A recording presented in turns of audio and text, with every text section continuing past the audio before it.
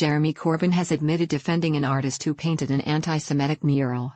The Labour leader criticised the decision to remove the painting, which depicts a group of hook-nosed men around a Monopoly board, from a wall in East London. When the artist complained on Facebook that it was being painted over, Mr. Corbyn replied, "Why?" before going on to condemn previous destruction of controversial political art. Jewish groups condemn the image, saying it contained vile anti-Semitic tropes such as the idea that Jewish people control the world. After Jewish Labour MP Luciana Berger demanded a response from Mr. Corbyn yesterday, he admitted writing the Facebook post 6 years ago, and agreed that the mural was anti-Semitic. A spokesman said, in 2012, Jeremy was responding to concerns about the removal of public art on grounds of freedom of speech.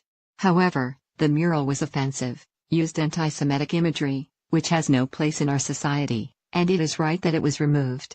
The mural, entitled Freedom for Humanity, was painted in the East End by graffiti artist Kaylin Ackerman, known as Mir1. In 2012, it showed 6 businessmen and bankers sitting around a Monopoly board counting money. The board was placed upon crouched human figures representing the oppressed masses.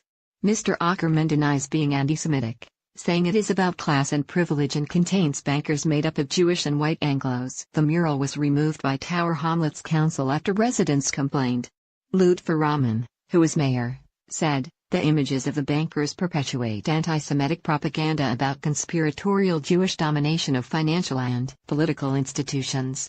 Labour MP Ian Austin said, "This is one of the worst anti-Semitic images I have seen." Jeremy would never have defended a racist image of any other group. Mr. Ackerman told his Facebook followers in October 2012 that it was to be removed. In a misspelled post, Mr. Corbyn said, "Why? You are in good company." Rockefeller destroyed Diego Vieira's mural because it includes a picture of Lenin.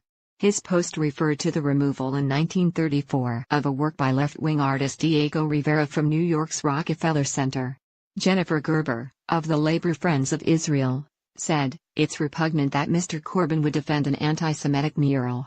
Mr. Corbyn said last night, "In 2012 I made a general comment about the removal of public art on grounds of freedom of speech. My comment referred to the destruction of the mural Man at the Crossroads by Diego Rivera on the Rockefeller Center. That is in no way comparable with the mural in the original post. I sincerely regret that I did not look more closely at the image I was commenting on, the contents of which are deeply disturbing and anti-Semitic. I wholeheartedly support its removal. I am opposed to the production of anti-Semitic material of any kind, and the defense of free speech cannot be used as a justification for the promotion of anti-Semitism. That is a view I've always held." The row comes days after it emerged that Mr. Corbyn was in Palestine Live, a Facebook group whose posts often criticize Jews and Israel. The Venezuelan regime praised by Jeremy Corbyn is knocking 3 zeros off all its currency in a last-ditch effort to tame out-of-control inflation. The country has seen prices soar by more than 2,350% in the past year. At present, the largest note is worth 100,000 bolivars, just enough for a cup of coffee. It will be replaced by a new 100 bolivar note, on June 4.